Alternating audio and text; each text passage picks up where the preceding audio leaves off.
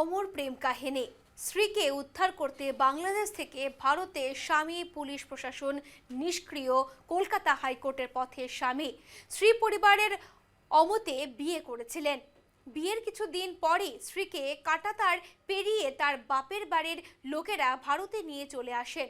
কোনো visa passport ছাড়াই তাঁরা থাকতে শুরু করেন উত্তর চব্বিশ পরগনার নিমতা থানা এলাকার তাদের এক আত্মীয়ের বাড়ি, যারা দুদেশের নাগরিকত্ব ভোগ করছেন। খোঁজ খবর পেয়ে বৈধ ভিসা নিয়ে ভারতে আসেন স্বামী অরিজিৎ সরকার।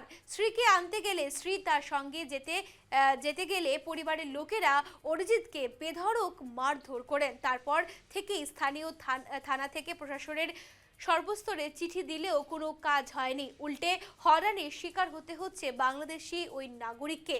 এবার স্ত্রীকে ফিরিয়ে পেতে হাইকোর্টের দ্বারস্থ হচ্ছেন তিনি। আগামী সোমবার কলকাতা হাইকোর্টে মামলা দাখিল করেছেন অরিজিৎ সরকার।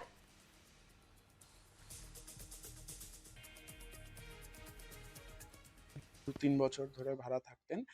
আর আমরা ওনাদের একজন রিলেটিভ ওই সাইডে থাকেন।